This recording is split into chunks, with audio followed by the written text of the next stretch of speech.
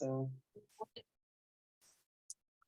all right. So today we're going to pretty much go into the marketing side of it, and that's the money making side of it. So by now we should be up to at least starting a business, at least having an idea of what we're going to promote, what we're going to sell, how much we're going to sell it for, and even thinking about who we're going to sell it to.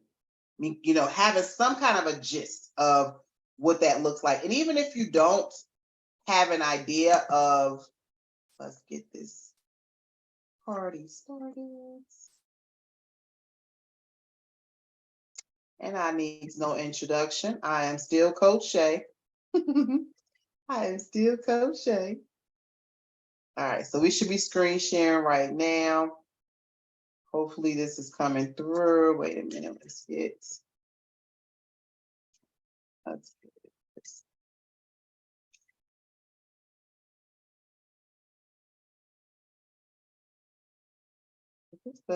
Okay. So now we're into marketing, right? Now it's where this is where the money is at. So one of the things about this is a COVID epidemic proof business. That's why a lot of people want to stay into the cleaning business or go into the cleaning business, even when life is happening and life is lifing. This is one of those businesses that people are still getting into because it's a $78 billion industry. I said $1 billion industry. A lot of people are going, 10% of them are franchises. We talking like Janet King. Oh my gosh, there's so many of them when it comes to cleaning business franchises. And some people go into the franchises of cleaning businesses because it's an easy way to get into it and not have to start from scratch. It's already a proven model. A lot of times they're selling you a contract already established, but this is a $78 billion industry. I did say $1 billion industry. 31% of cleaning contracts are for cleaning office buildings. 1.7 million are employed in the cleaning industry. The revenue says in the next 3 years, we're supposed to hit 175 billion. That's right. Billion, not millions, billion within 3 years. That's where we're going in the cleaning business. So the only takeaway with us in the cleaning business that the average cleaning business loses at least 55% of its customer base every year because of lack of service quality or non-performance. And this is the thing about that number. That number is ridiculous. But this is because we're in the service industry for one, and because now you're putting your business in the hands of another. So you probably say, as long as I maintain this myself, that number ain't never gonna be like that. But that's not what we're doing. We're about to employ people and put our business in the hands of other people. So that number is bound to fluctuate. But the only thing that we can do to maintain a good number is always be maintaining and trying to get more customers in to try to balance that number out. Because the thing about this business, you do a good job, hey, you're expected to do a good job. Nobody's going to give you a pat on the back. But if you do a poor job, we are going to tell everyone. It is going to get so noticed. All these good jobs you did is going to go out the window, and it is going to be like magnified in this industry. But a good job is expected. That's what you're getting paid for. So it's a crazy catch-22 in our industry with this business. But it's a part of customer service. It comes along with customer service. We can't get away from that, unfortunately. All you can do is just try to keep on bringing more and more customers in and doing the best that you can, undersell, over deliver, and work in integrity. That's pretty much it. And try to train your staff to do the same thing. So 3 reasons why businesses fail in the cleaning business. Because you're always going to meet somebody that used to have a cleaning service. I always meet people who used to have a cleaning service. Financial. The money wasn't there. It ran out. Wasn't no money. It stopped. Life happened. Health happened. My back started hurting. My knees started hurting. And I couldn't do it. I got sick. My wife got sick. Somebody got sick. Or there was no systems in place to keep it moving. something happened of these three, or sometimes all three, and now there's no more cleaning business. So you find somebody who used to be in the cleaning business, used to, because nobody set themselves up for next level, part two, the future, and they're not thinking. When you first think about working and having a business, you got to think, do I want to work for me? Or do I want others to work for me? That should be your first question to yourself, because that's significant on your next steps. You know what I mean? Because if you know that you don't want to work for you, then we got to put systems in play and things in place so others can work for you. And then if you say, well, if I'm going to be the only one work for me, then how long will I do that and how much will I do? That's important for us to at least have that idea, so that we don't overwhelm ourselves and be so on the fence about being great and being mediocre, and when we look at somebody else being great, feeling like we failed when we're not there, when that wasn't our plan from the get-go. You know what I'm saying? So we got to understand where we really want to go, because sometimes we'll be in comparison when that really wasn't what you wanted to do anyway. So for you to feel like you missed your mark, or you're not doing your best, it really doesn't fit you if that wasn't your journey and wasn't what you wanted to get to anyway. You're looking saying, hey, I didn't get to a 50, but you said I only wanted to get to a 15 just yesterday. So why are you disappointed because you didn't get to the 50? But sometimes we can get caught up in comparison. And sometimes we can even get caught up in comparison and in culture and miss kingdom. So you got to make sure that you stay real tapped in to what you got going on in business, in life, with yourself, all of that kind of stuff. So welcome to the 12-month takeover. This is really about us making some money. I like to know who's in the room. Let me know if you're self-employed. Now, if you're self-employed, you're a freelancer, you're really doing your thing whenever you feel like it, however you feel like it. You could be an existing business and you say, look, I'm ready to go to my next level. Or you could just be a startup. And then you just want to know before you get to point two, which to me is amazing, because that means that you are being proactive. You want to know where you're going before you get there. You want to plan and make sure that you're prepared so that you don't have to plan for crazy stuff happening. You're already prepared. So I love business owners that are forward thinkers, because you have to be a forward thinker to be in business. And that's very important to know what made you even do this, why you're in the industry. If you're in the industry, longevity will help you determine how much time, energy, money, again, to put into this, your marketing, because if it's not done properly, you'll obtain long-term goals. If it's done right, you got long-term clients, you got people who want to be with you forever. But the key is, and the question you always got to keep asking yourself is, do you want to be with them forever? You know what I'm saying? So you need to know what the plan is. Even like some people say, well, this can go wrong, but this can go right. This can go exceptionally well. And this is one of those businesses that if you do really well, you get more business and more business and more business. It's just how it goes. So I remember when I first got in business, salespeople used to call my phone and they say, hey, if I could send you, if I sent you 15 more clients every week, would you be happy to get it? Could you use them? I'm like, yeah, send it on. God bless you. I say, send it on. And I'm thinking, no problem. Be a one-man show at the time and start getting 15 new clients every week or every 2 weeks. That's a lot. That's a lot. It's a lot. At the time I'm thinking, oh yeah, abundance, bring it. But I wasn't ready for abundance. So you have to be ready. You know what I'm saying? When because God can pull up and just say, here, it's your turn. You know what I mean? So you have to definitely be ready for those blessings to come through, and getting prepared is definitely essential. So what make you start a cleaning business? We talked about that. Good cleaning, tired of working for someone else, want to leave a legacy for your family, easy to start, thought it was a good idea. Why are you here? Because you signed up because you're at a standstill. Maybe you're ready to grow or you want to learn. So these are the reasons why a lot of people go into next level, because sometimes you could be stuck.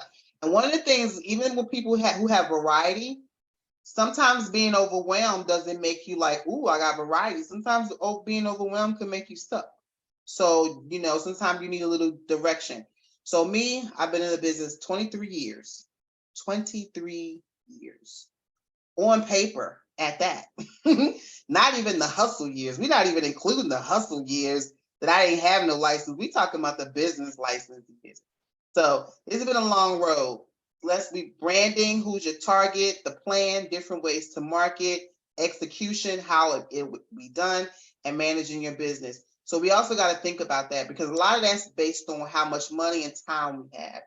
Executing as far as our marketing, whether we're going to go door to door, and door to door still works when it comes to our business. You can pop up in commercial buildings, office parks, stuff like that. Speak to management. If you do go in, always speak to management. There's always a gatekeeper. Always speak to management. The gatekeeper cannot help you. Always look for MAN. It's an acronym. MAN stands for money, authority, and need. Always look for the money. Look for businesses that can afford you. There's no use to talking to people who can't afford your services. Always look for the authority, the person who can say yes to you. There's no use to you speaking to the secretary or secretary about getting cleaning and they can't answer the call and tell you yes, and then always show the need for your services. So for me, when I even walk into an establishment, I've kind of done some scoping before I even ask for the management. If it's a car dealership or something like that, I'm even sometimes have went to the bathroom and looked around so I can even address some of the things that need to be done when I do talk to management, because I've already did some looking around. So I'm able to who's loving on your place, because it needs some TLC. You know what I'm saying? This is not done. That's not done. You know what I'm saying? I just want to, you're getting a good, good cleaning from the cleaners you already had. Do you have someone? Are they taking good care of you? Because whether you get us to do it or your people to do it, I just want to make sure you're getting value and you're getting what you're paying for, but you could be getting what you're paying for if you're paying for, if you're getting a real good deal, then if they're not doing anything, you could be getting exactly what you're paying for. You know what I'm saying? So it just depends, so something to think about. But when I finish talking to them, they're thinking, the wheels are rolling in their head. That cheap is not always good if they are getting cheap. And if they're not getting cheap, let me get what I'm paying for. So by the time I finish talking to them, they're thinking, they're like, okay, what's going on? Because we've been paying and we're not getting our money's worth. So I usually get a phone call, or I'm definitely somebody to keep in mind for when their contract is over. So it's definitely good to have somebody thinking about those things, because you can't if they have somebody, you can't just, they have somebody's a good thing. So, they have a cleaning person, and that means that they're in the business of hiring cleaning professionals. So that's not a bad thing if they have a cleaning person. So it is good to a degree, because if they're not happy with their cleaning person and they like you or like something that you said or do, you could be the potential to move that cleaning person out the way. So it's not a bad thing if they're already in the business of cleaning. One of the hardest things to do is to have somebody come and sign up who is not in the business of getting cleaning people. You know what I mean? So they don't get cleaning people and they got to find it in their budget. You got to pull teeth to get them to, find the need. Remember, the money, the authority, and the need, why they need to have cleaning done. You know what I'm saying? What would be the reason? Why would it help my business? What would be the value? So that would be what you're doing, where somebody who already had cleaning They already know the value in it. So it's helpful if they do have a cleaning person. So what's your niche? We talked about who we are. What do we do? Why us? What makes us different? Because you got to know who you are in a business. What's your why you factor? Every business has a why you factor, right? Every business. So if I talk about my why you factor with my cleaning business, my cleaning business is why you factors that we are a cleaning and organizing service. We are an organizing service. That's my niche. When I talk to clients and they say, well, what makes you different than Molly Mays and Mary Mays? Because Mary Mays and Molly Mays, when they come to your home, they're going to clean up, pick your stuff up, clean up, and put it right back down where it's at. Me, I'm going to clean up, I'm going to pick your stuff up, and I'm going to put it back where it go. And I'm going to let you bring it back out and put it back down. So I'm going to put your shoes back in your closet. I'm going to put your stuff back everywhere it's supposed to go versus exactly where you left it. So that's the difference between organizing and general clean. It's like partly decluttering. And normally that was an additional service. And I got into that business because when I first started, my clients used to run around like a chicken with their head cut off when I came, cleaning up when I came in the door. And it blew my mind because I'm the cleaning person. Why are you cleaning up? And they was picking up stuff from everything, picking up clothes, picking up shoes, picking up this, because big business wants all your mess out the way before they come in there cleaning up. They don't want to pick up and then clean up. So I was like, okay, I can pick up. You can just pay me a little more. I can do that. You know what I mean? I don't have any problem with that. So I added that into pricing, whether you had decluttering. So you can leave it there if you pay for it. I don't have a problem with it. You want to pay for it, leave it there. But their policy was automatically pick it up. They didn't have an option in bigger business. It was pick it up. Things had to be put away. Certain things had to be done before you got there. That was just the rule. So bigger business, they knew the rules. So I said, okay, I'm going to alter this when it comes to us. Because what I learned about my Caucasian clients, a lot of them wanted more organizing than cleaning.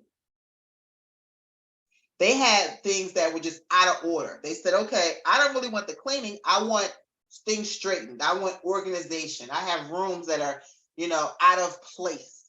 So let's get up more of that. The cleaning is a side. Or they put it in like a utility bill. My gas, my water, my cleaning. It was an essential. It wasn't a necessity. So I had to create services that can accommodate different populations because I wanted everybody to have it. And I wanted everybody to feel like they could need it. So I made sure we had flat rates for my high end. And then for my low end, we did hourly. So my flat rate, they coming in $250, $350, whatever flat rate a month, and however price weekly. And then my low end or my middle class I might say, hey, I'm gonna give you guys 3 hours for $150 or 3 hours for $125. And with that 3 hours, you can get me to do with what is ever in the scope of my services. So you can say, well, you know what? Little Jimmy's with his dad this summer, so his room ain't been used. Can you wipe out that refrigerator, fold these clothes, and just clean those 2 bathrooms? Because I ain't really been here. Whatever you want me to do. Oh, you got extra time in those? Can you sweep the porch off? I got you. Because as long as it's within those 3 hours, I move however you need me to within the services that I do. So a lot of my clients like that because they can move me around based on whatever they needed.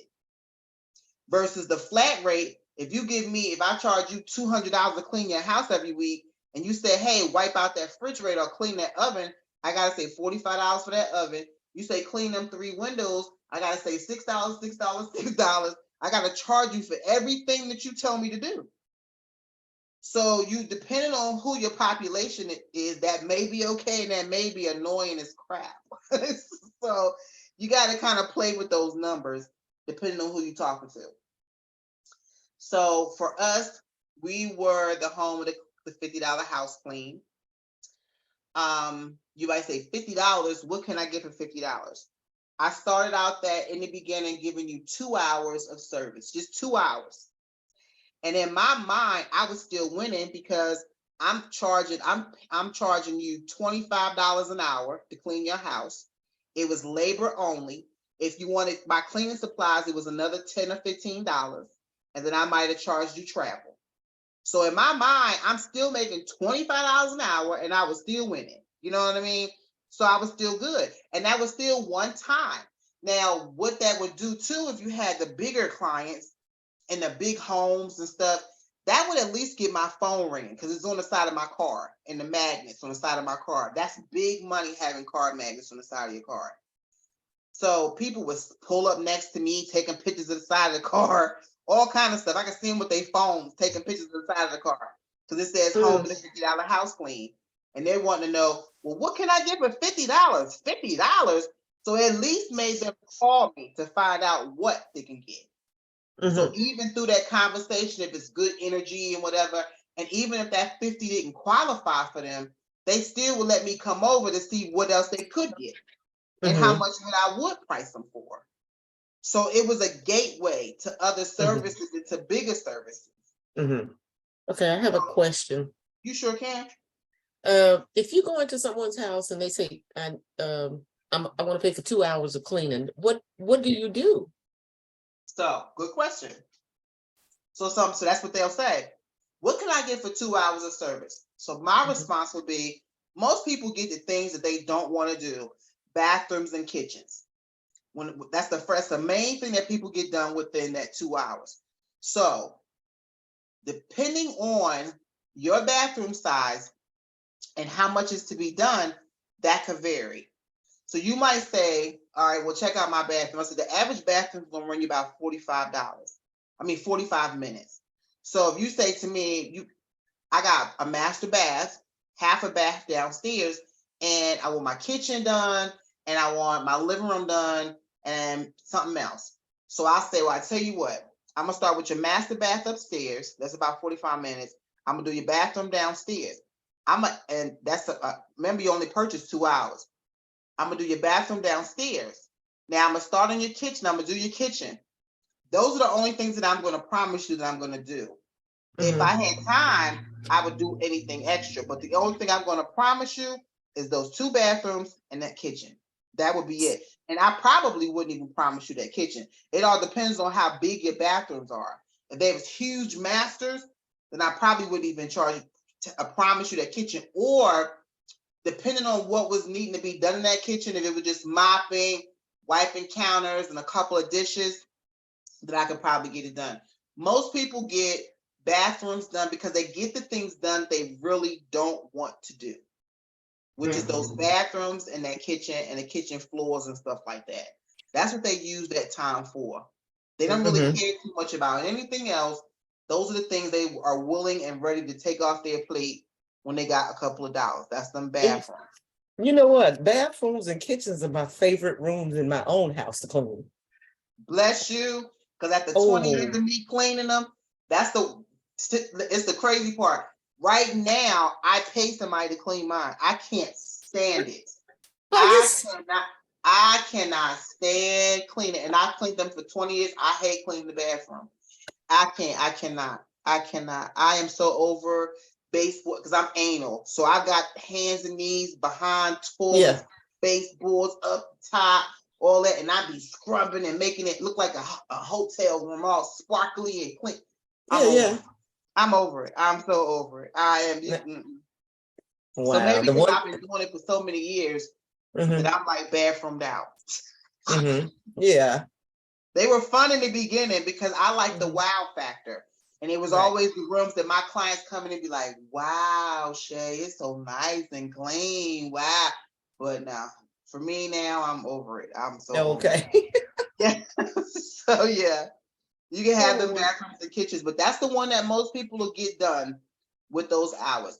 Now I'll say, and they'll say, okay, we'll clean the bathroom. If you have time, you can fold those clothes over there for me or wipe out that refrigerator. You know your pace. So you can determine how quickly you can get things done. The only thing that I would say though is always, like I said, undersell and over deliver. Because if you tell them you can get all this stuff done and the time run out, you still have to get it done because you opened your mouth and said that. Right. So I always give them the minimal amount, and then if I can do more, they're happy because I went over, versus not feeling like I cheated them because I'm ready to go when the time is up. Right. You know what I'm saying? But so what do you do about a person if they ask you to clean the oven and the oven won't get clean? Well, I would never start the oven if I knew I couldn't even clean it. So you would look at it first. Mm-hmm. Yeah, I've never ever. I hate cleaning ovens. In the years I've been in business, I've never ran out of time because I never, even if it's a slight half a window. So say if I knew I had 20 minutes left and they asked me about an oven, I wouldn't even take on the project because I know I couldn't finish it out in the time, so I wouldn't even take it on. Mm-hmm. And I would tell them that, you know what I'm saying? Well, you only have 20 minutes. I won't be able to get it finished in time. So I wouldn't take it on. So I wouldn't have set myself up like that. Right. I understand. I hate cleaning ovens anyway. Yeah. I hate cleaning ovens. Those are one of those things when it comes to appliance cleaners and stuff. I grab a guy, I grab somebody extra who's on call, and I let them go ahead and rock that out. Okay. I always grab somebody else and let them do ovens because my hands be hurting and I don't have the energy for all squatting in front of the oven and dealing with that. That's too much. But it's a good money maker. Right. How much it costs for an oven? They run between $55 and maybe $75, depending on the damage to the oven. You can like if it was just a general oven clean, you could say about $55. If you had to come out, you can say $65. If it's maybe a turnkey where somebody's like they moved out and they really trying to get this apartment back rented and the oven is jacked up and you got to make it look as nice as you possibly can, then you're looking at about $75 to $80. You know what I'm saying, to really do some scrubbing and putting elbow grease into this oven to get it back.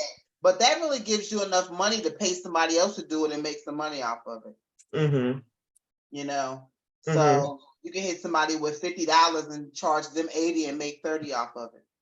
And let somebody pay, let them knock it out, let them sit for an hour or two and scrub it and scrub it down. But that's the ones that are really bad. You might get an apartment complex or a landlord or somebody saying, listen, or even somebody who's been living in the house for a very, very long time. You know what I'm saying? And they trying to just get their security deposit back or whatever the case may be. And it's just, it look like you might as well throw it in the trash. Oh, wow. But you get them like that. And they just like, do your best you can. Do the best you can with this, So you're asked to work miracles. So you should know whatever your niche is, whether you say, okay, my niche is that we're open late on the weekends. My niche is open. We're open on the holidays. We only do green cleaning, which is like, plant-based products, cleaning supplies. You have to have a niche in the business because they want to know what's your why you factor. What is your why you factor? So this is our different services. So we got our residential, our general cleaning, just general cleaning, our move outs, your green cleaning, that's your products from plant-based biodegradable products. You will have clients who want green cleaning. I do recommend having products that are green and biodegradable friendly products because you will have clients, if that's their mission for their business and their establishment, then they will want to say that their cleaning professionals are using those type of products too. They will want that. So it will be a little more expensive. You can buy those products at like a Home Depot or Lowe's. The products that I use are called Simply Green. And it's a really good product from them, but they do have Lysol and all of them. To me, they suck. They don't have any good cleaning with them, but you can pick your own. But they have different brands, but Simply Green has been the one that works for me. We offer maid services. Now, maid service is definitely different than cleaning services because maid services, they may answer a phone, they may answer a door, they may meal prep, they may do laundry, they may do several things and one of the things about maid service versus general cleaning, maid service doesn't do hard cleaning, where general cleaning does hard cleaning. They're more light housekeeping with maid service. So when I have clients who order maid services from us, they usually do them in a 4 or 8 hour increment, or even a 3-day increment if they have clients in town. Turning down beds, different things like that. It just depends on what the season is and what the event is. I've even had clients use our maid service who have had plastic surgery, and came home and needed help around the house, and they just wanted to use the cleaners who were already coming because they were more familiar with those people who were already in the house, and they didn't want anybody new coming in and out their house. So they called us. So that was one. And a lot of the extra services that we ended up offering because our clients were more familiar with us and just wanted to keep who was already coming in and out their house. So we understood it, you know what I'm saying? Say like, listen, you already coming and going. Can I pay you to do this? Can I pay you to do that? So some of the stuff that's ended up how we ended up doing it. Our window cleaning services, that's how I started the business. I started with $50 and a gift card. I started out strictly window cleaning. It was the easiest thing for me to start, even though I started residential, but my biggest money maker while I was doing residential was window cleaning, because it was something that I didn't have to have insurance to do. And I just had my stick, my bucket, and I went on go. And it was really easy. Shopping centers. So this and paired with my residential was a very good fit, and I was able to take my younger son with me. So I didn't have to worry about him being in someone's house, underage, cleaning. So it was to me, it's a very child-friendly industry with the window cleaning. If you try to bring in children to grow them with the business. Organizing, that's where I ate. I still eat in the organizing space. Cleaning and organizing is a big business. Hoarders, you have hoarders, you have people who have January come around, you have people who have thousands of resolutions, and they're like, listen, I'm gonna get this room organized, I'm gonna get this closet organized, I'm gonna get this pantry organized, I'm gonna get this shed organized, I'm gonna get this attic organized, I'm gonna get this garage organized. Like, the phones don't stop. It's just one of those things that organization is a big deal. And this is the thing, I fell into this not knowing that this was my lane, because there's something called multiple intelligence. And I am an organizational spatial. I am somebody who lives in the organizational space, in the cube, where I stick things in boxes. I'm a compartmental person. So I live by that space.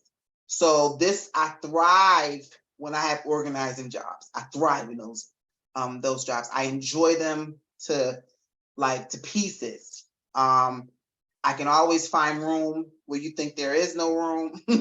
That is just my my DNA. And I didn't realize that I functioned well in those spaces until I took a test as I got older, and that was a thing, the multiple intelligences, and that organization. When you have organization in your view and things are in order in your house, for some people, it gives you a mental clarity and a peace in your head that is like no other. And for me, when I have organization around me, it's tied to my psyche, to my energy, to my attitude. Like I feel better. when my everything is disruptive and junky, I don't feel good. Like my whole everything sucks. So it, for some people, clean is clarity. Clean is a mood. So yeah, it just depends on, for some people, this is a mood. This is really attached to everything that's their spirit. Your appliance cleaning, laundry services, you can do them for dorms, things like that, even just for people in general. Then you have your commercial, janitorial, maid services, your turnkey, and you can do apartments, commercial stuff. Air filter replacement is big business. People sleep on air filter replacement. That's another between $300 and $700 a month in additional income if you want to do air filter replacement. And that's just you buying the air filters and charging $25 per filter. And you can just do that going into people's homes. And they only charge like maybe $1 for a filter, $1.30 if you buy them in bulk. So that's real important to think about doing air filter replacements, because some people, it's left up to the landlord. And then some people who are homeowners and renters, it's not. They have to do it themselves. And one of the promoters, when you're promoting it, you say, okay, either it saves money on your air conditioning bill to make sure your filters are clean. And then for another, it helps with your breathing. If you're somebody like me who got asthma and breathing, stuff like that issues, then it helps to have clean filters in your home. So for people who have those kind of respiratory issues and things like that, it's good to promote those things, even to have material that's just geared to that. So like when you're printing marketing material, when I print out marketing material, I don't print out marketing material with lists with all this stuff on it. If I'm going to print something about these air filter replacement, then I have a card. It's probably somebody with the breathing mask on. I'm talking strictly about this. That's all I'm talking about in the card and the breathing and the air filter and everything, because this is all I'm promoting, because this is a spotlight. This is all I want them to see. So I don't want the message to get lost when putting a whole bunch of different services on a card. Stripping and waxing. If you choose to strip and wax, if you don't have equipment, you can rent equipment. You can decide to say, I'm going to rent equipment and go to gas stations, barbershops, Chinese restaurants, all these different places that get strip and wax, and say you can schedule days like I'm going to do it on Tuesdays and Thursdays, or Tuesdays and Fridays. Do it on slow days, and you only rent your machine on those days, so that you rent the machine and you can get everybody's booking on the days that you have your rental. So you're not all over the place. And you can do it on the days that you have the rental machine. So you have scheduled days that you only do your stripping and waxing, and you rent your machine for that day. After party cleanup, that's like Christmas parties, holiday parties, things like that is very important to still make the money with after party cleanup. A lot of events go on. We have CIAA. We used to have CIAA. I would bring in $3,000 or $4,000 that span of time just cleaning bathrooms for clubs, because they don't want to clean it. They want to make money keeping up with their people. So we would be cleaning bathrooms. We would put them on an on-call list, and we would clean for $150 per bathroom. People, they just want to take care of their events. They don't want to come in and be cleaning bathrooms. So that's important that you have that, you're that backup for them. Office cleanings from big to small. It's good to do office cleaning, or get you some government contracts, partner with the city. Post-construction cleanup, big money, but it's a lot of work, because it's 3 cleans to it. You got your deep clean, and then you got once they put the stuff in, and then you got the final clean once everything is all polished and everything is there. It's quite a few cleans, stages to the cleans, to most of them. It's like working in a glass house. You could be peeling stickers off of glass, and it's just so tedious. And depending on what the job is, like I've had to rent big equipment to wipe down signs outside of restaurants and things like that. It just depends on what the job is. You need certain equipment. You need 40-foot ladders and things like that, because this is commercial. So you got high dusting and vents, and they don't have the average 10, what's this, 10, 12, 15-foot ceiling. You talking 30 and 40, 50 feet, so you have to have the equipment to be able to clean with post-construction. So you need to be ready, unless you're doing residential post-construction. And when you're looking for that, you want to try your construction companies, your development corporations, your investment companies. You can solicit them to be able to find post-construction jobs. Anytime you see something going up in the city somewhere, stop, talk to the management on that job and say who's cleaning, who's cleaning for these guys, because that's important.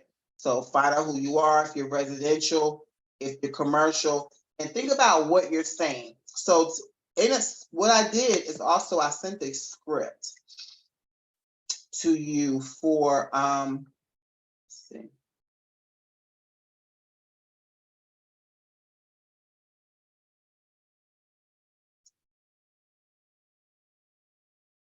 Let me see.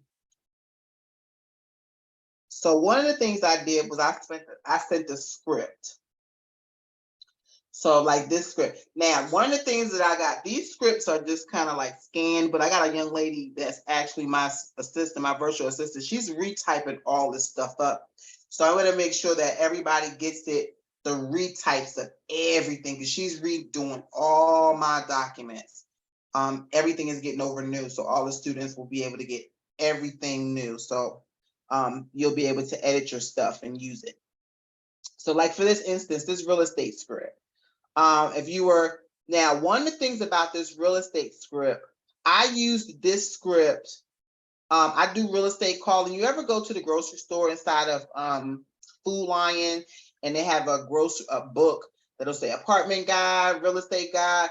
Well, those emails and those real estate agents' emails are in that book. So I used to use those emails to solicit real estate agents. So it just depends, what kind of soliciting you want to do. Email blast, do something like constant contact. If you want to just send them one email here and there, a flyer, it just depends on what. So here's a real estate script. Good morning, my name, and then the person answered the phone. My name is Larry. I'm calling with Clean as Can Be.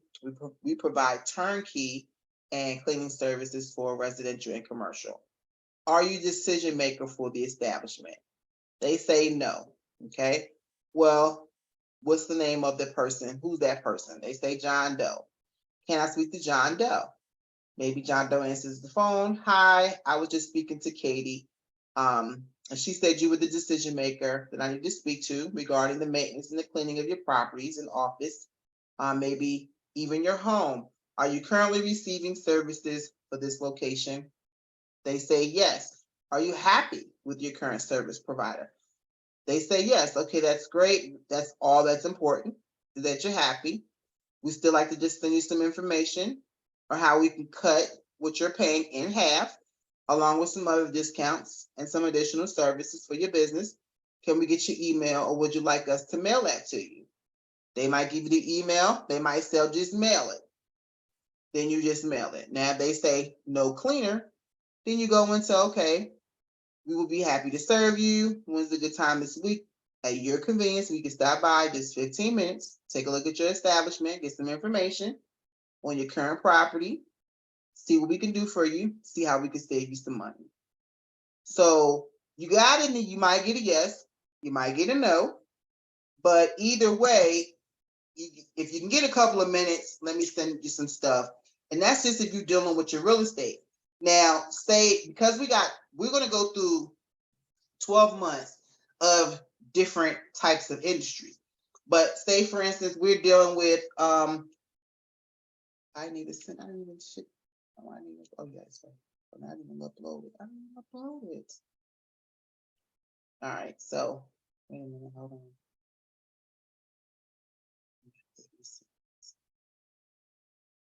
So say for instance, we decided that we're going to look at the daycare. So here's a daycare flyer. Now, before I even go into daycares, I actually make sure that I send something out. This particular daycare flyer talks about all the different germs that are going around inside of a daycare and things like that. Now, every daycare gets demerits and gets things written from the state when they come, when you go into their daycare, and they get stuff written up. So I actually come at them when I approach them.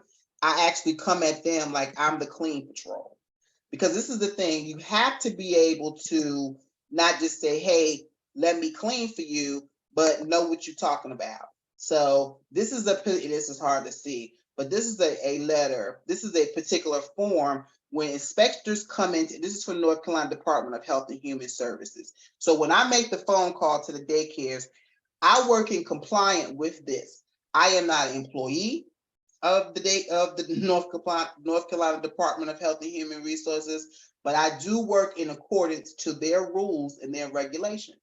So I tell them that I work in compliance with Department of Health and Human Resources. We give free disinfects. We want to give a disinfect to your daycare. We want to know if they want to take an opportunity.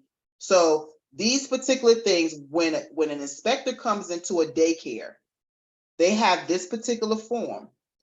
Everything that's not these things, number 31, number 34, number 35, everything that you see here in black is connected to cleaning.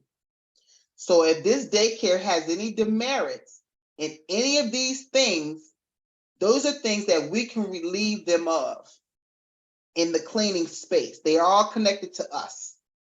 So when I come in, I'm saying, hey, do you got demerits number 35, 37? I'm kicking the numbers off to them. They're not expecting me to know this much about my industry, about their industry. So they're grabbing paperwork like, oh, wait a minute, let me see. You know what I mean? So they're pulling out paperwork, wanting to see if they got demerits in these spaces, because demerits is a bad thing, ain't a good thing. So if they got demerits, we want to help you fix that so that you don't get these demerits no more. So that's when I'm coming to them so I can help them in that space, like the clean patrol. I want to help you not get demerits in this space. This document is, they have a document like this in the food space. They have a document like this in the daycare space. They have a document like this in the adult daycare space. So anytime I'm tackling anything that's regulated by state, their information is public record on their state website. I pull it and I see what's connected to me, even down to when the food in the restaurant grade. I want to see. So when I want to see, because they're getting demerit and they're getting less grades for mold inside of deep freezers and whatever. I'm looking like the inspector's looking. Mm-hmm. Because they're trying to stay on point. Let me help you stay on point. Right. So when I come in, I'm coming in strategic. I don't ever come in saying, well, let me clean for you. I know how to clean. Mm-hmm. You always talk about the pain point. And this right here is the pain point. Right. Because that's what sells. Mm-hmm. It's connected to the profit for you. Yes, I'm familiar with the Department of Health and Human Services. Yes, I used to be an administrator for like 10 years of an assisted living facility here in Charlotte. Mm-hmm. And they would come in and, do all that. And oh, yeah. And, I know for a fact that it is online. Yeah. So even restaurants, do you do restaurants? Yes. Okay. Yeah. Yeah. Well, let me ask you this question. Mm-hmm. And I know, because they're not regulated, why the bathrooms in restaurants be so nasty? Like nobody you said, because they're not regulated, so they don't to. Right, so they don't have to keep them to a certain standard.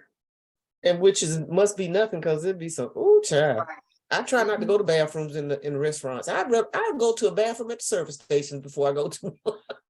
Yeah, Sometimes they're cleaner, yeah, but I think they should be regulated because people who work there and work around our food, they go into those bathrooms. right. That's why they only have to have the sign that says employees must wash Please their wash hands. your hands. So that's the Mm, only thing that they have to have for them, and right. that's it. Mm-hmm. Yeah, it's a Something. sad day. It's a sad day. Yeah. Yeah. So yep. So so just having that script and being able to have those. Let me see, because I was here. Let me see.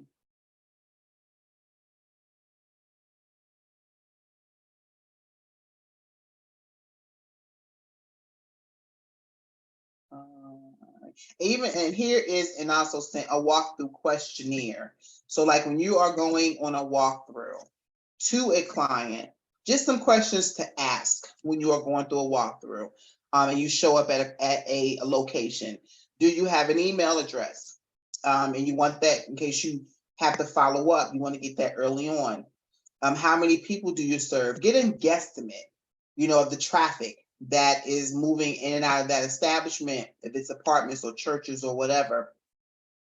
Do you have any events or functions? That's helpful to know if you need to solicit for any additional business. Do they have someone serving them already? Is there, if they'll tell you their name, some will tell you their name. If they're big business, oh, I'm working with such and such, I'm working with such and such. You may get a price, you may not get a price. If they're happy with their service, are you getting what you paid for? What are their hours of operation? What days would they prefer service? Now you start going into information that you need for your estimate. How many bathrooms are in that building? How many stalls are in the bathroom? Because that's important. It don't matter if it's 2 bathrooms, but 1 bathroom got 4 stalls in it. It's a lot. How many trash cans? That's very important, that are in that building that need to be dumped. Products or supplies. You got clients who prefer using their own. Some people want you to bring theirs. How often would they like service? Weekly, monthly? What times of the day? I've had clients that say, I don't want you in here till after we close. And then I've had some establishments saying, okay, we close, but I want you in here before we leave out. Like they closed at 5, but they didn't shut the building down until 8, and they wanted the cleaners in and out before 8. So it just depends. Do they have carpet? And if so, do they have a carpet cleaner? Because some office buildings have carpet. Do you have separate maintenance or subcontractors working for you? If it's a realtor, do they have movers that they call when they have evictions or move outs? What's their budget? And if it's a realtor or a complex, do they have a model apartment that they're going to need to be cleaned? So these are just some basics for someone that you would ask, just to give you a guesstimate. Even if you want to think about size, rooms, just more into your quote, but just, because you may not have time to get a lot of information, but if you can just get a little bit of basic information, that does help to get some basic information when you are with the clients. So that is just a little bit of stuff. So let's see. All right. So we talked about what you say. You don't just say, I have a cleaning business. Can I come clean for you? Talk about what they need, what they want, and how you can give it to them. And I like to do my homework. So if I stop at a car dealership and I'm going to go market with them and I always know 3 different things I'm going to service them. So if I say I'm going to the car dealership, I already know I might be going to them about general cleaning to start. And if we can't start with general cleaning, then I might go into stripping and waxing. And then if we can't do stripping and waxing, I might go into let me clean your picture glass window. And if I can't do that, then I might go into car detail. This is the thing about that, because all of them for that car dealership might be totally different people. That car dealership can have somebody who do detail their cars, but that person don't have no stripper and waxer. That person could be a person who detail their cars, but is not the window cleaner and don't have the supplies for the window cleaning part. So you want to see if you can get a couple of no's, because they could be having a person that's in-house that just do general cleaning for them, but not the extra stuff that requires them to have supplies. So know what you can offer somebody. Oh, that's what I'm missing. I know the song. Content is everything. So let's recap. Who's your customer? The time of the year, tools, resources, skills you have at hand, and the time available. So let's talk about the top 3 target markets and the ways to get the business: doctor's offices and medical centers, restaurants, apartments, and rentals.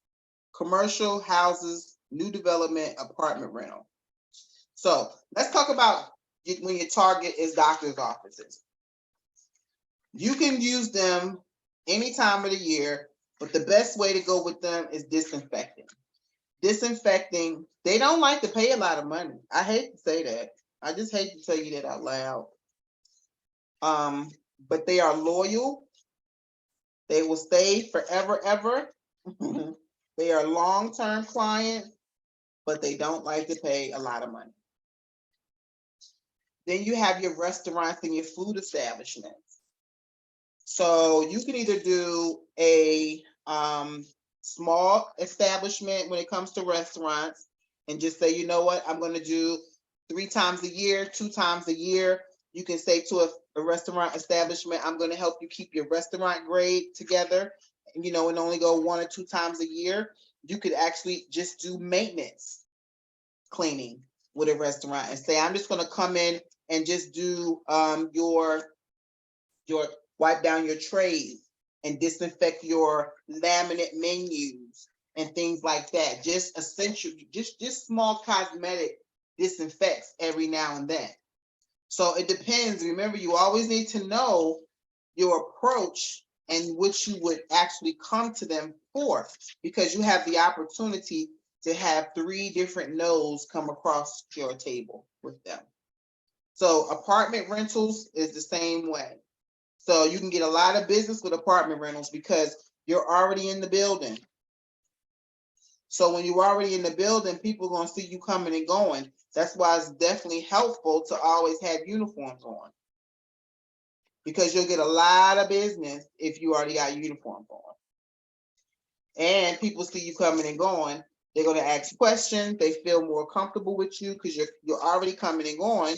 So they're figuring somebody already that they know or slightly know and see already trusts you. So they're willing to do some business with you. So you can either approach and do it on a regular residential side, or you can say, you know what, I don't want to deal with residential.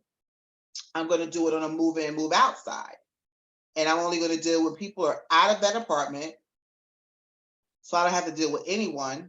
And I'm only going to help people get their security deposit back and deal with move in, move outs. It's empty.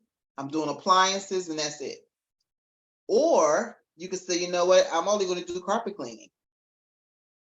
Because a lot of apartments and condos have carpet in the bedrooms. So you can just jump in and do carpet cleaning and nothing more. Because I have one of my students is going strictly into flooring. That's all she wants to do. She does commercial, and she says it's a lot to keep up with a lot of buildings. She doesn't want to expand anymore, but she wants right now money. And right now money, she can do it with doing carpet cleaning and flooring, stripping and waxing. And it's real light. And she says now they have machines that pretty much all you do is steer, because they run themselves on the floor. So she don't have no back breaking and nothing against her body to have to really strenuously do, So she's going into flooring. So, I mean, it's definitely a stream of income, and it's in the cleaning business. So always do your research. Make sure the money, the authority, and the need. We always got to find the man. That's where it goes down. And know where your client is, online or in person. See how you're going to look for your client. How are you going to do it? Think about mail. I love mail outs. I love doing business by mail, following up with a phone call. If you're going to do stuff in person, business to business, stuff in person, networking events, things like that, using online tools to gain money. Now, the thing about online tools, prime example, Amazon.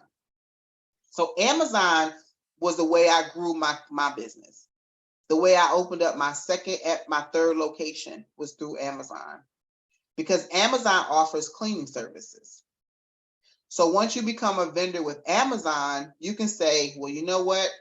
I clean 282, what's the zip code? 28217, 28205 zip code. This is where I'm at.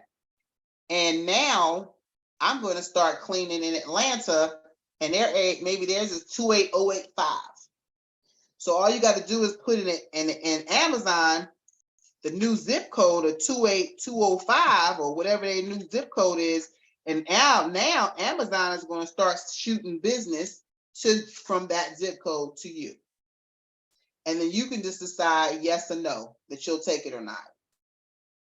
So that's how I was able to do Texas, Greensboro, New York. Well, New York is not full-time, but I got mentees, students, and I shoot them some business in those locations that are through my Amazon.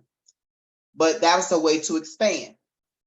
Amazon, what they do is they'll shoot the job, you accept it or not, then they'll tell you within a few minutes whether you got the job.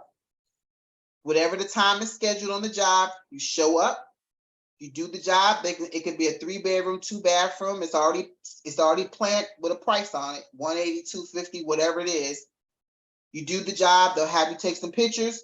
They'll have you have the client sign the phone if they're there. You press send, Amazon is going to pay within 24 to 48 hours. Done. Determines the amount that you get paid. Do you determine the amount that you charge for that? Paid. That's what made me pull off of Amazon, because it's already determined.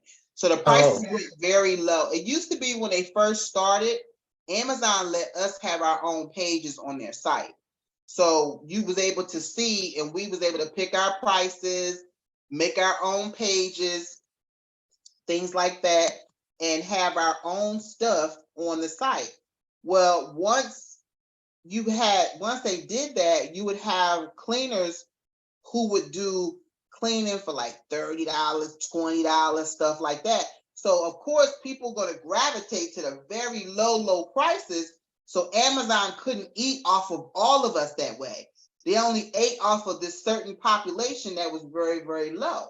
So strategically, they did away with that, and they set their own prices and made all of us decide whether we wanted to participate, yay or nay. So when they started doing that, I fell back because the prices went way low at that point. You know what I'm saying? Because now they went to a standard type. I don't know how they calculated it, but it wasn't what we were used to at the time. So now it's their rate, whatever they've come up with based on whatever metrics they've decided, and then you can decide yes or no. But when the app shows you the job, it shows you what the rate is and everything ahead of time. So you can decide yes or no. You know, you're not blind to accepting the job and what it entails. So what I do is, and what I tell my cleaning owner professionals to do, is to use that to keep your people employed. Because you will have times, this is the thing about our industry. If you only have enough hours for somebody to work a little here, a little there, when they find better hours that's going to help pay some bills, they're gone. So if you have enough hours that really helps pay somebody rent, pay somebody's car payment, really is significant to them, they're staying. They can't afford to leave at the time, unless it's really horrible. But so I use those jobs as fillers. So if nothing else, I don't make any real money off of them, but if they can keep my people working, then so be it. So I use those as jobs that keeps the people working. And I don't really make any money off of it, but it keeps the girls working. Okay, so Um, before you do any job, you go and look to see. So with the Amazon jobs, you can't look to see. When a regular I'm talking job, about you can. just a regular customer, if they get a flyer So from you or whatever. I prefer. Now, some people now, so I was looking at this conversation that you said that in my group, and this guy says he can recharge people for a walkthrough. So I tell you this, I prefer to go. Okay. That's just me. Mm-hmm. And I do because I've been in the business, and because I'm such a person of my word, Mm-hmm. that I feel icky to tell you one thing and then show up and have to raise your price. That's just something in me don't feel right, even if it's appropriate for me to do so. But I came over here and you let me come with the premise of me paying whatever this small fee was that you thought it was. And then when I came and I seen, wow, and it's way more now, I got to say, well, this is way really not what I thought. It's going to be high.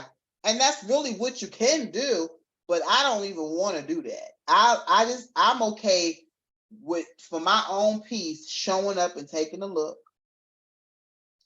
And if the person's just too busy and if they're comfortable, I say, send me a picture.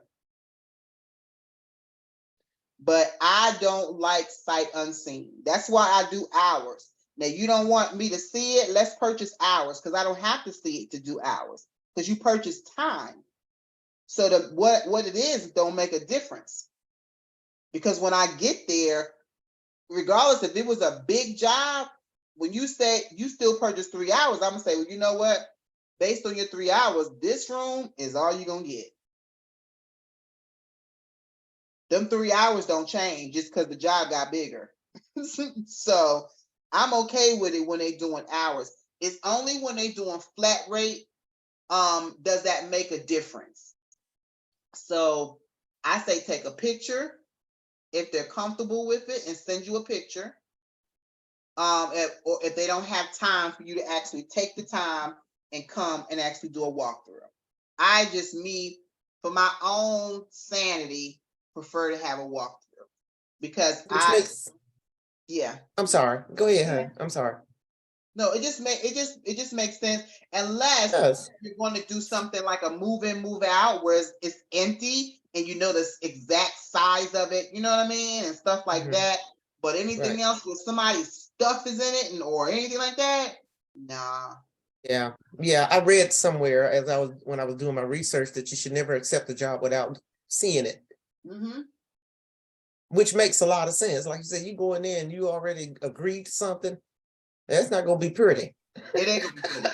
And it's so uncomfortable to have to tell somebody, well, this is way what I thought, not what what I thought. And they looking at you, well, you said blah, blah, blah, it's a bad taste in your mouth. And then they can leave a bad review on you, you know what I'm saying? It just doesn't sit. So I'm like, and this is what I tell them. This is the thing. Let me come out and take a look at it. Because if I do it over the phone, I could overprice you. And I don't want to overprice you when if I look at it and I see certain things you may not need or whatever, I could save you some money if I come and take a look. So I'll sway them on the fact that I could save them some money if I take a look at it. You know what I'm saying? Versus scare them and say, oh, because you could be telling me something and it could be way more. No, I kind of scare them into, let me save you some money by coming and take a look. Because I don't want to overprice you, because if I do it on a guesstimate, I'm going to have to go on the high end because I don't know. So I don't want to price on the high end if I could save you some money just by me coming over to take a look.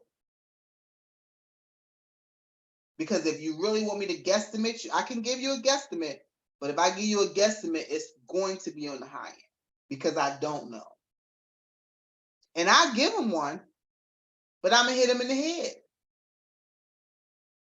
So even if it was that same 3-bedroom, 2-bath, and they said, okay, give me a deep clean for a 3-bedroom, 2-bath house, 1,500 square feet.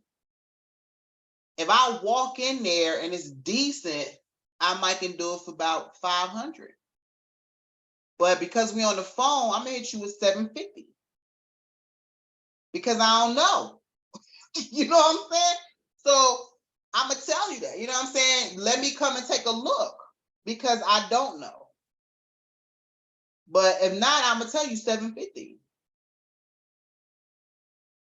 And that could be the difference. Me coming to do a walkthrough can be the difference between $200 and $25. I just need to take a look. So when people know that, they're like, okay, well, come on out. So yeah, between 750 and 500, they welcome that appointment. Girl, come on out this Sunday, this Tuesday at 2 o'clock.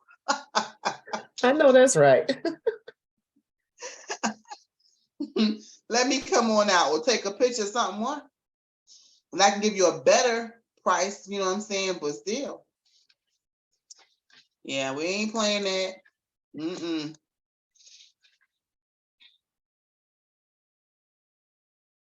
So Living Social, Merchant Circle. Now, think about Groupon and all these type of jobs. Groupon take half your money. They do send a lot of business your way. I do think that they are really good to use in the beginning when you're trying to get your foot in the door. They send you a lot of business and stuff. They pay you once a month. And they do shoot you a lot of clients, but they're only good in the beginning because they pay half. They want half of everything. Living Social and Merchant Circle, all these type of companies are those companies where they're going to send you a lead. And they're going to charge you maybe $10 or $12 for this lead. But what you don't know is they sent John Doe and James Brown the same lead. So now all of you guys are going to Miss Brown's house, and it's about who pitches Miss Brown the best. And y'all still all got charged that $10, $12 for the same lead. So you got to be careful with those type of platforms because it's all about who's the better salesperson with the better offer. Social media is an amazing tool to find business. Amazing tool to find your business. People don't look for business on social media like really how you should. When I'm up late night, I'm looking for business on social media. I'm a little spoiled when we just had our episode, like maybe about a couple months back, and social media had a glitch on Facebook, and it decided that it wanted to act up. And I like to have a mini stroke. I'm gonna be honest with you. It's a tool for me. It's not personal at all. I bring in on a slow month about 3,000 on social media. On a good month, about 7K, all from Facebook. You can go right here in this little bar right here, and you can ISO stands for in search of. I can put cleaning services. Now I'm going to put posts. Click posts. Now on this side, it's going to let me narrow my search. I want posts that are recent. And now, because I'm in 100 and something groups, it's going to actually give me, anytime somebody has looked for a cleaning professional, it's going to show me. This is how I look for web design, marketing, any services that I sell, because I'm not always on social media. My assistant's not always on social media. So I'll have her in the middle of the day. I'll give her keywords and I'll tell her to go look for business. It could be janitorial. It could be maid service. It could be move in, move out service. Anything that I do, I'll have her type it in. And because we're in so many groups, every time somebody uttered those words, see, she said, in search of someone who cleans residential, it'll show me, see, she's looking for a pool cleaner. Anytime somebody's looking for these type of work, these type of business, it's going to show me people who has been looking for it without me having to had to be in those different places. You could actually pick your location on the side, pick your city, pick your everything, on the side. You can narrow your search down even more. So that's the way for you to actually look for business. Always change up how you're saying things because people talk lingo. So whether you're saying I'm looking for a maid, I'm looking for a housekeeper, I'm looking for a cleaner, I'm looking for a janitorial, I'm looking for a floor stripper, whatever it is, you need to say I'm looking for a window cleaner. Whatever you're willing to be, you need to type it inside the search bar, because that's how your clients are looking for you. Now, make sure though, when you approach these people, that you have a call for action and something to say. You got to be willing to close the deal. So I'm always like, hey, such and such, happy to assist you. Let's talk. Here go my phone number. Here go a price. Because this is the thing. I used to be one of those people that somebody would post, and especially when it was websites and stuff. And somebody said, I need a website. And I go to the post and it's like 15 other people there, 20 people with websites. And they'll just be, here go my domain, here go my website, call me, here go my, and they would just tag their business. And I figured, well, there's so many people already there. My stuff don't need to go there too. It's already enough people there. So no, I will go there. I put my phone number there. I tag the girl and I say, hey, such and such, give me a call. Here go my price. Here's my website. Let's talk. Majority of the time, this person calls me and I ask them why they picked me. And she said, because you were transparent with your price. I didn't want to go looking for what stuff costs. People always say, DM me. Here go my website. They want the client to go look for what stuff costs. The clients don't want to go look for what stuff costs. They want to get instant to see within a gaze whether they can afford it. And then that little bit of interest will see if they can talk to you then and see if they have more interest or tell me more. But my clients, they like transparency. They don't want to hit you on the DMs. You already got their attention. Now you're still telling them to follow you somewhere else. It doesn't make any sense. Prices aren't a secret. Put them out there to your client. Use social media. Whenever your clients are hurt, broke, moving, happy, they put it on social media. So make sure that you're that business that is on the receiving end of that.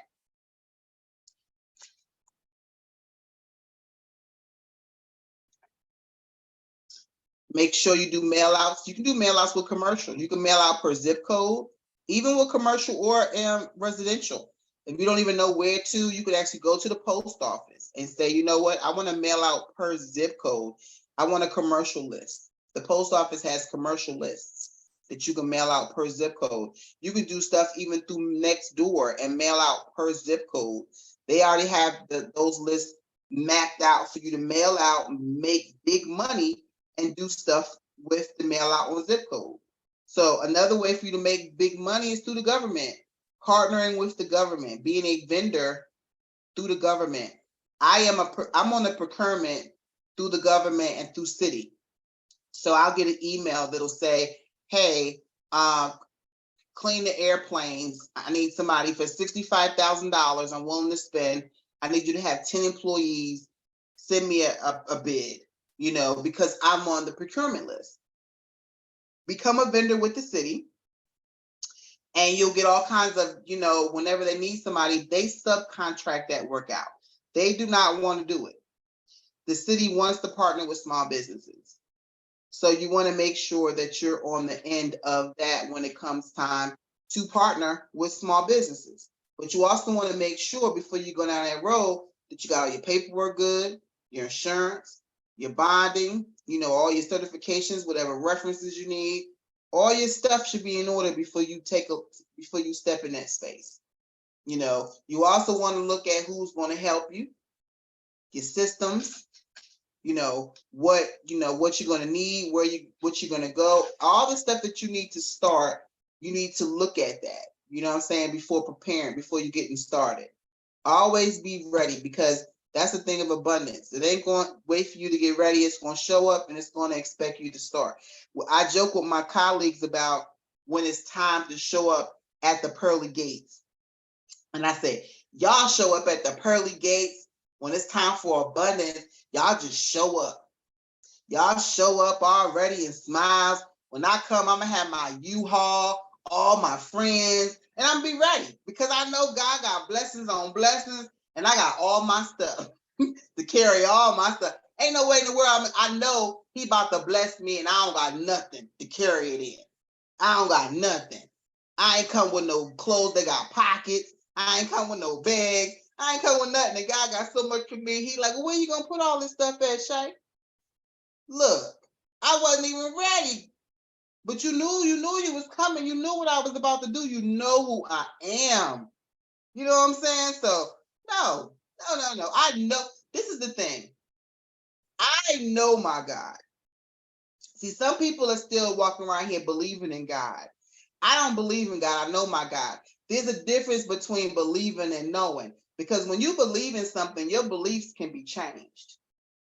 When you know something, you can't unknow what you know. It's like you can't unhear what you hear. So when you start knowing some stuff, you move differently when you know some stuff. You know? So I'm ready for abundance. I know who I serve. So I move a whole lot different, you know? So recap why we're in business, what services we offer, what we're going to sell to people, and how we're going to market and when. So let's talk about 365 because we're going into the whole year making money. All right. So let's start with the winter. The winter is considered December, January, or February. That's considered the winter. We disinfecting, organizing, and general cleaning, and we doing events on the residential side. The commercial, we're doing doctor's offices, daycare centers, event and rental properties on the commercial side. So these are the two things that we're going to market in the winter months. Mm-hmm. In the spring months, which is March, April, and May, you got a lot of express services. You're going to deal with a lot of your realtors, for express services. Whether you're going to do move in, move outs, whether you're going to just do quick stuff for residential clients, we're going to make sure that we do a lot of express services. Window cleanings, people want to see what's going on when the weather's about to break. They care, they want to open up doors, open up the windows and all that kind of stuff. So it's super important how stuff looks. Real estate is always bumping. Tax time, money's moving, the weather didn't break, people are moving. So real estate is jumping, that means you jumping. Commercial, rental properties, people are moving. People got money to move. So you got your rental properties, your management companies, all of them are really doing, and now your post-construction, your construction companies and your buildings are back to moving even more because the winter months are over. So a lot more construction is going up, a lot more in the March, April, May months. So those are really good for doing post-construction cleanup and again, working with your real estate. Now we're going into June, July, and August. That's your summer.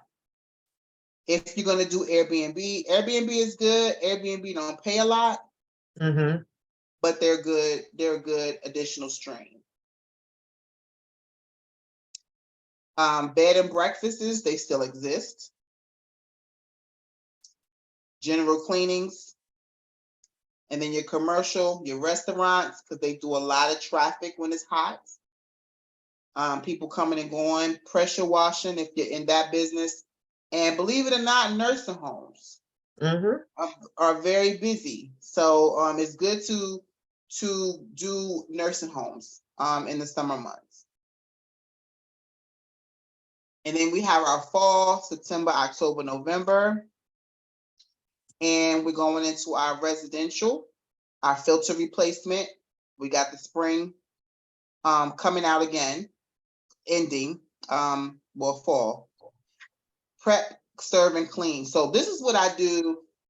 Prep, serve, and clean for, we got our Jewish holiday people. We got our holidays for Thanksgiving and stuff like that. So you have people who might want servers and stuff. You got holiday parties. You got different things popping off in September, October, November. And they need holiday labor. So again, they like to work with people they already working with. Transportation, cleaning, transportation, bus tours, all that kind of stuff. They're moving.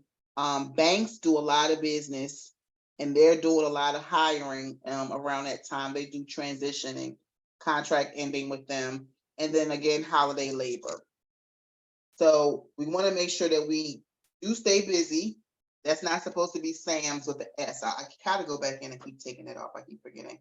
It's sam.gov and not Sam with the S. So one of the things about sam.gov, if you got an LLC, because your LLC is what you need for your business to make you a legitimate business.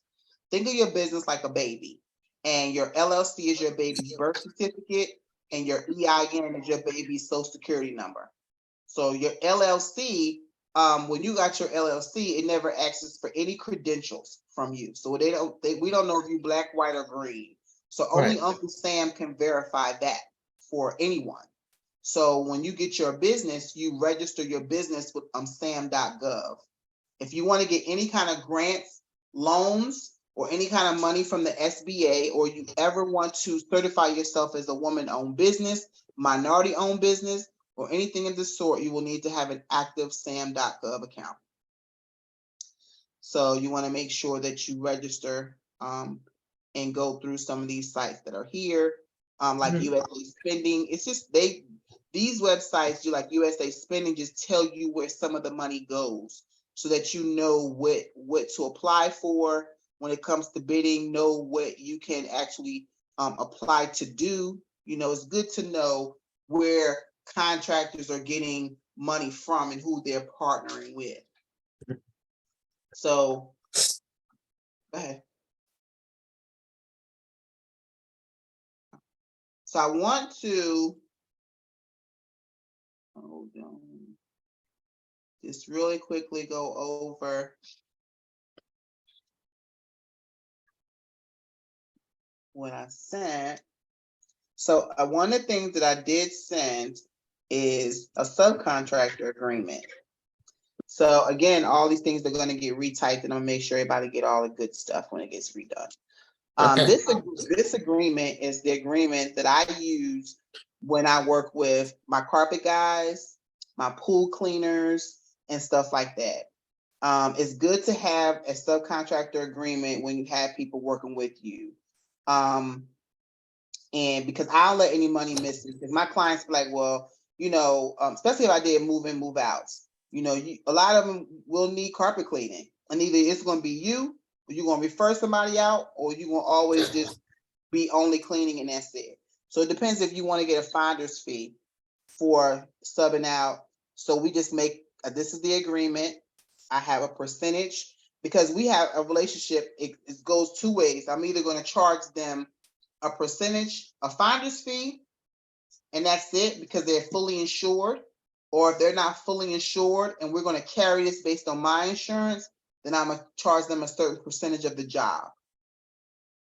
So it just depends on where they are when we sign up. But we make sure there's a scope of work, confidentiality, still covers in case of injuries. You know, we're relieving of some stuff. They accept the agreement and the subcontractor. We want to have paperwork and policy with everything. I'm a paperwork junkie, like heavy. Probably a little too much, but yeah, I'm a paperwork policy queen. That's my thing, paperwork. So yep. Any questions? I don't have any questions. I did notice that you had sent that stuff over. So thank you for that. Yep. So we got the price list in that, the real estate script, the subcontractor, and the questionnaire. Yep. So go ahead. After this session, excuse me, in order to bother you and ask questions, I think I have to become a member. So either you can call on a Wednesday, because my resource center, I allow any calls from the public on a Wednesday, but they have to be brief, like 5-minute calls on a Wednesday. My members who pay $27 a month, they're allowed to call anytime. Or if you wanted to schedule a consultation, they're $65. Or you can email me whenever, and it doesn't cost you anything. So it just depends on what it is that you need it to do. But you can walk in any Wednesday for free to the office and say, hey, this is what I got going on. Tell me what to do. So when do you plan to have your cleaning business open? Well, it had to be, I got so much stuff ahead of me for the next June and July. Okay. So in August. Okay. That's a good time. That's a good time. So I can I got so much stuff playing because I'm real active with my church and stuff. We got all these meetings we got to go to, and so much going on. So I know July is totally out. June is, getting ready. And then August, I feel comfortable with that. Okay. And when you open, what does that look like? Does that look like you getting outdoor residential? Does that look like you steering the team together? What does that look like? Well, I think I better start doing residential, so I can get the feel of it and how it's, how it works. In fact, I have a goddaughter who has a daycare in her home. Okay. And she's just finished with chemo, and she had a hard time. So I told her I was going to come over and do a cleaning. Okay. And that way I can get a letter of reference from her. So that's going to be like, just something I want to do for her. Yeah. So maybe too, we can start out going into move in, move outs. So maybe I recommend that. And I only recommend that to start because you're able to move at your own pace. Okay. So then, because this is the thing of it, in the beginning, and I used to get frustrated with my new employees. In the beginning, until you catch a momentum and a system, you learning and trying to get it right, so you're taking your time. Right. So it's a lot when you're new doing it, taking your time in somebody's house, and you taking a long time, but you're so busy trying to get it right. You know what I mean? And you're in somebody's house 3, 4, 5, 6 hours. Somebody may not want you in their house that long. Right. So I would say at least build up your momentum in the move in, move out, so the systems and how you do things. Because then when you get to somebody's house, you can move a little quicker because you built a pattern for yourself. Okay. You know what I'm saying? And how you like to move. And then you can start kind of, basing it based on how you built your own pattern and what works for you. Versus in somebody's house, you trying to figure all that out because you're so busy trying to get it right. You taking time. You know what I'm saying? And they're like, okay, that's fine, but you still here. Because you're trying to get it right. You know what I mean? So now you've turned into a maid because now you've been here 4, 5, 6 hours on the job that was supposed to be only 3 hours. Wow. Because I noticed that with my cleaners, with my new cleaners, and I used to be like, okay, let's get to it. But they're so busy in the beginning trying to get it right that speed is not the priority in the beginning. They're trying to get it right first. So we got to learn to get it right first, then we can go into speed. So getting it right is always the first priority. Right. You know what I mean?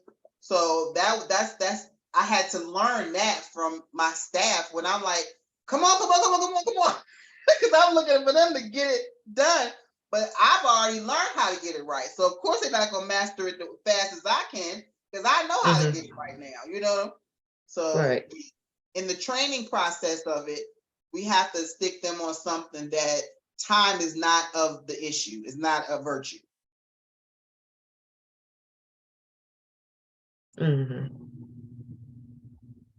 So even if you're in houses, though, it might be good to be teamed up because then time won't be so bad because there's 2 of y'all. So, but when it's only one of you, that can be a long day if you take your time, Right. Okay. And you don't want to seem rushed. You want to get it right.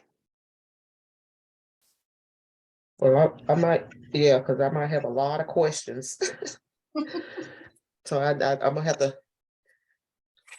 sign up for unlimited questions. I know that's right. Yeah. Maybe we can do I could go on a walkthrough with you so I can kind of show you what to look at Mm-hmm. in the house, Mm-hmm. something like that when you go on your walkthroughs. Mm-hmm. If you had to do a few estimates, you call me because I have a few clients that have done that. A few of my students, they have been on walkthroughs and because I give what is called an emergency call to my Right. coaches, to my clients. So they'll call me and then they'll go live while they're in a walkthrough and Okay. ask me how to help them price it. Oh, okay. Okay. Mhm. Yeah.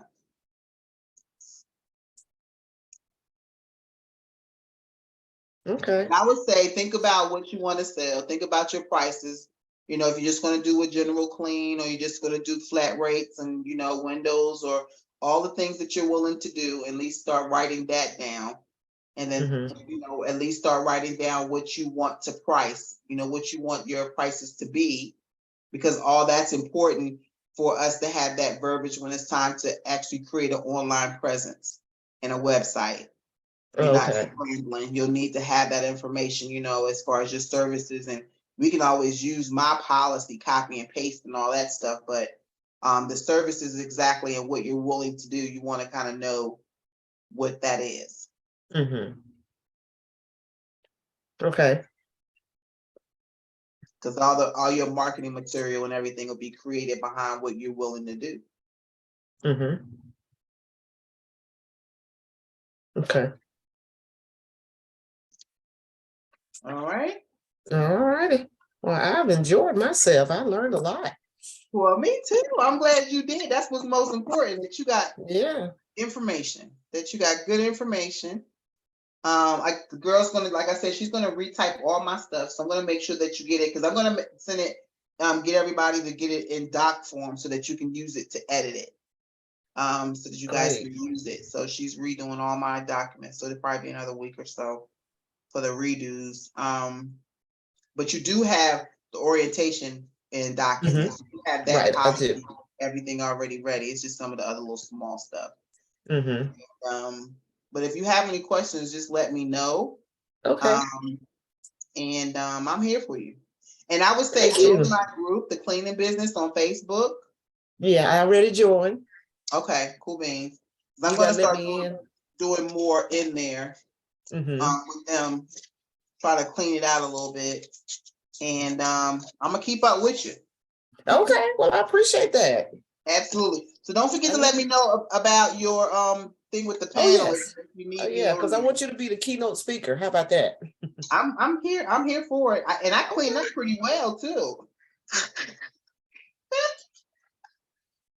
You crazy. That's all right. Okay then. Well, I appreciate you so much. All right. You enjoy I'm gonna get busy.